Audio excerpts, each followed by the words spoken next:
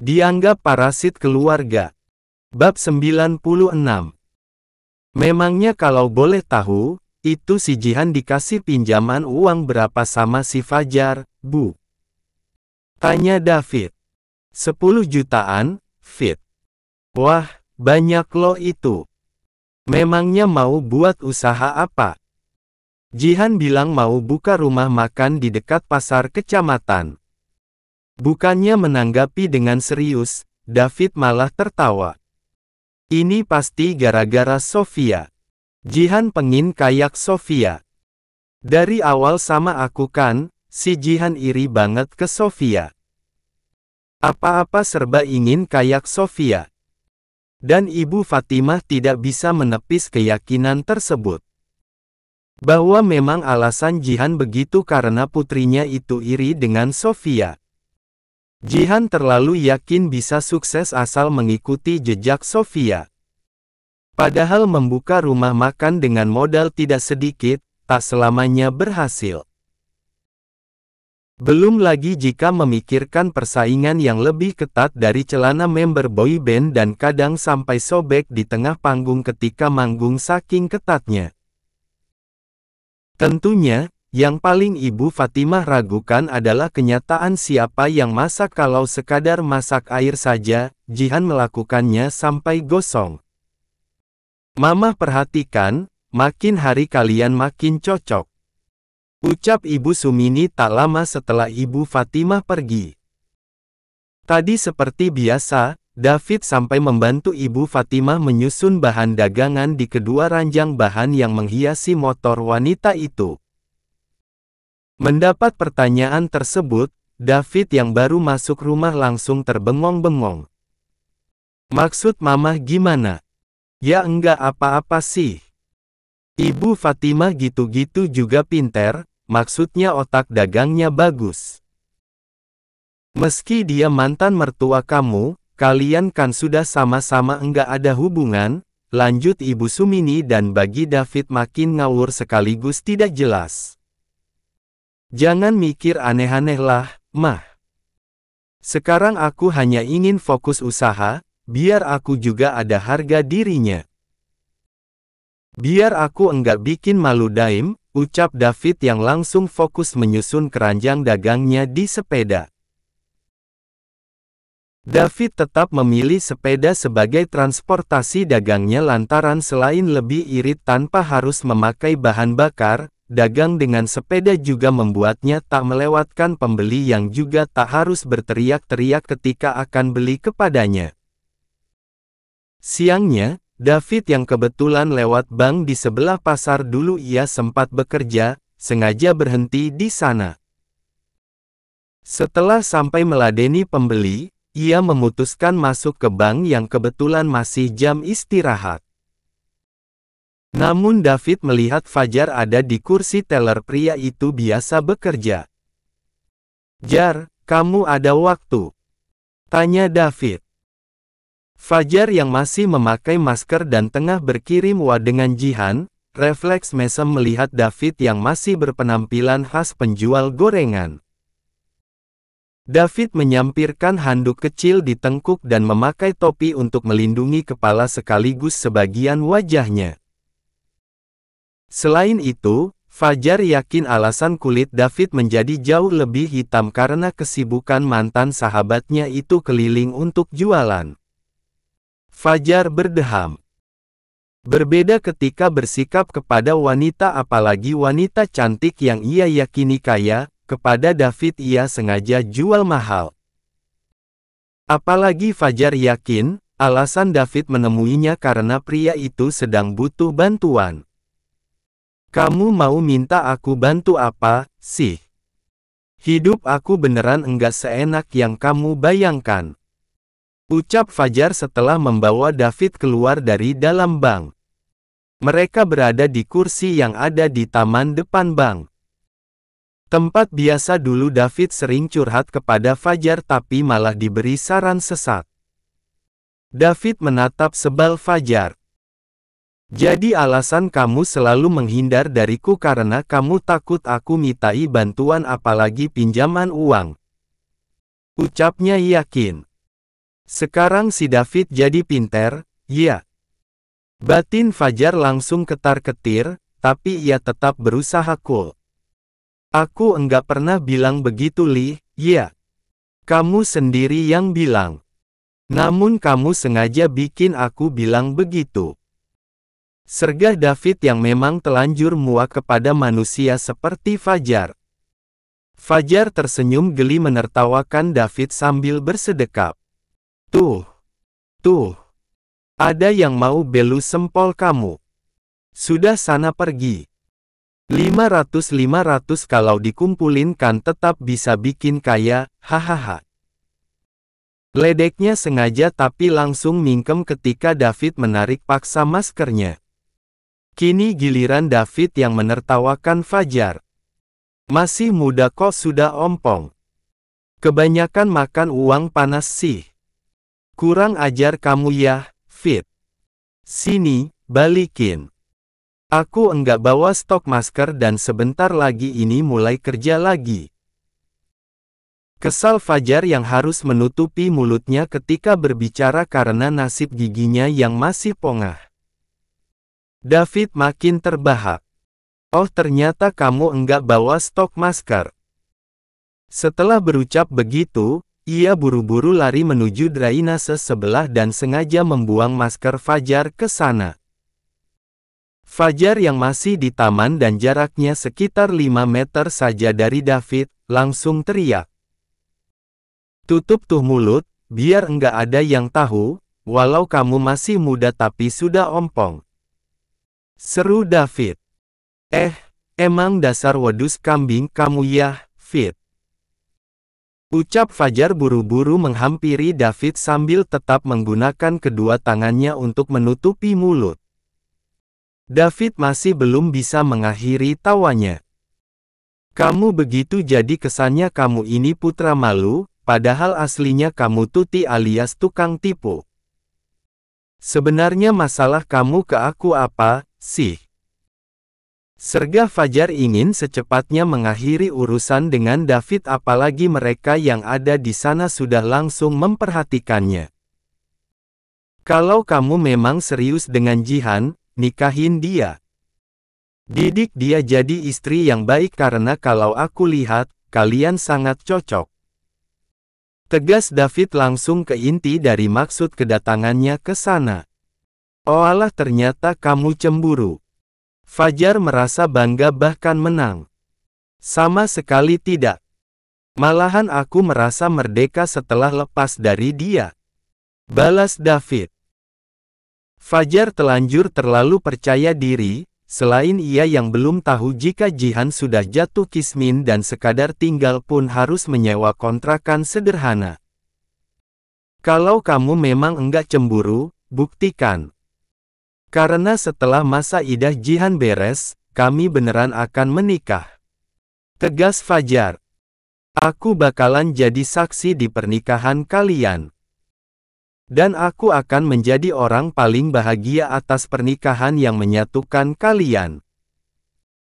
Tegas David sebelum Fajar kembali mengejeknya hanya karena pria itu terlaku yakin ia cemburu.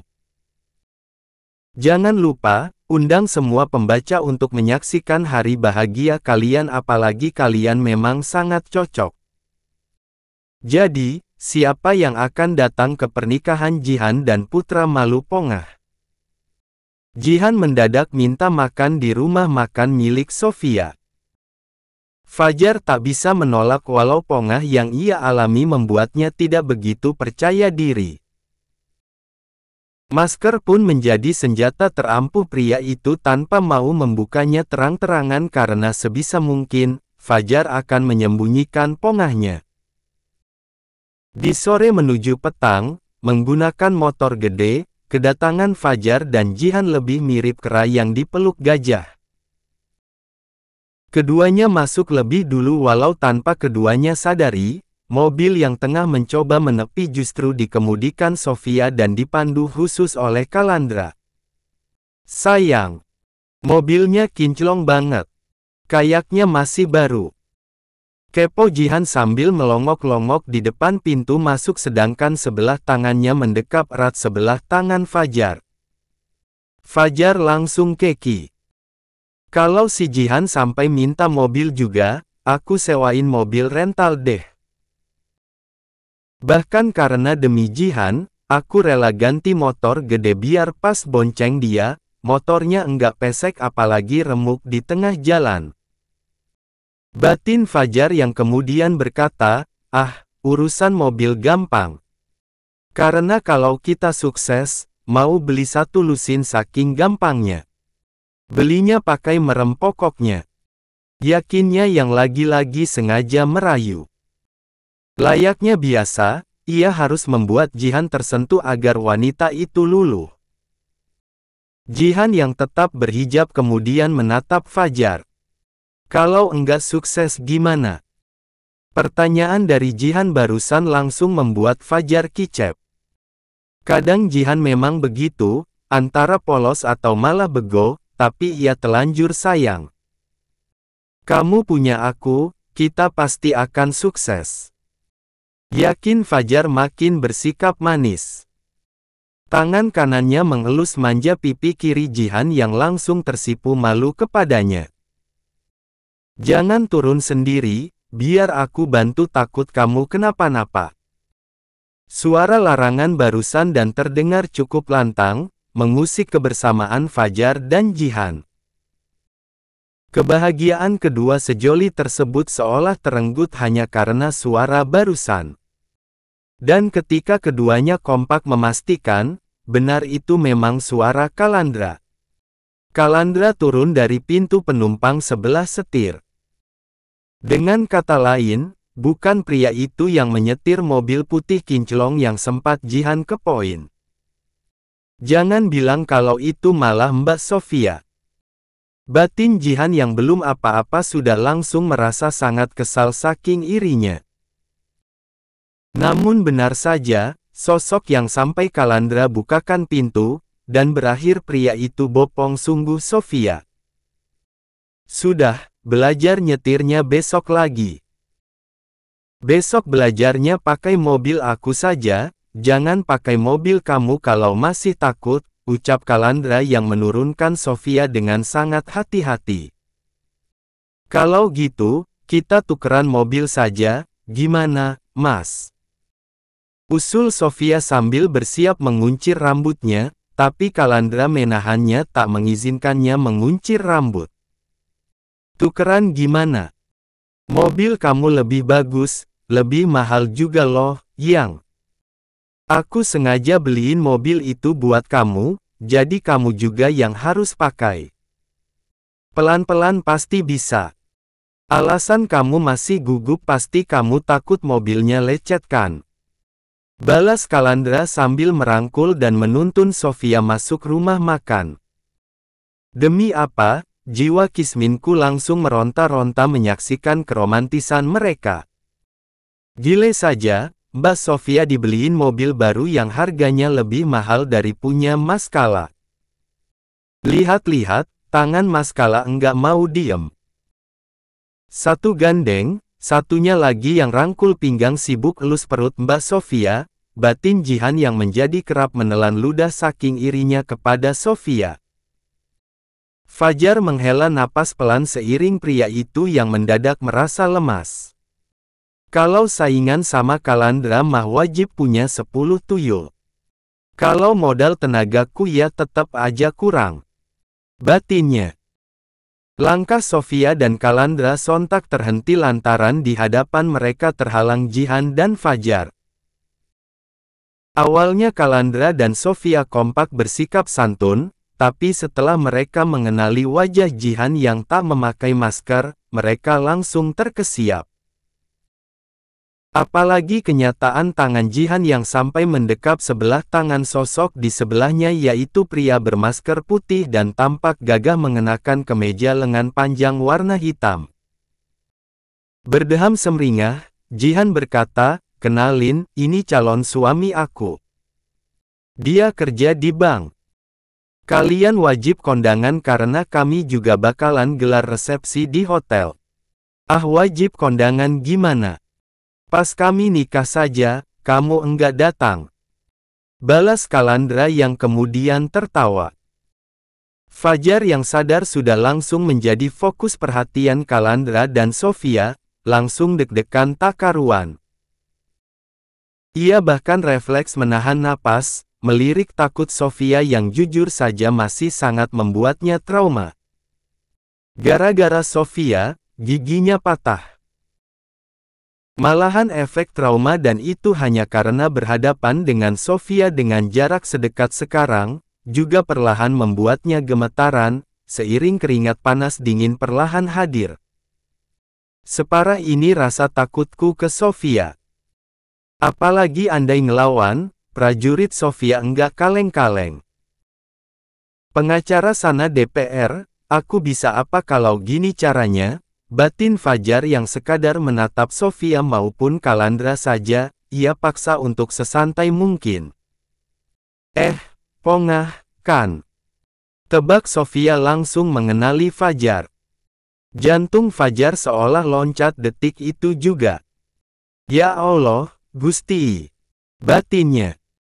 Karena andai tidak demi Jihan tercinta, tentu ia tidak akan pernah menginjakkan kaki di sana. Sebab apa yang ia lakukan saja dan itu mengunjungi rumah makan Sofia, sama saja masuk ke kandang singa. Pongah. Maksudnya Fajar. Bentar, gelap soalnya terus dia pakai masker sama kacamata juga, jadi. Oalah iya. Pantes kalian cocok.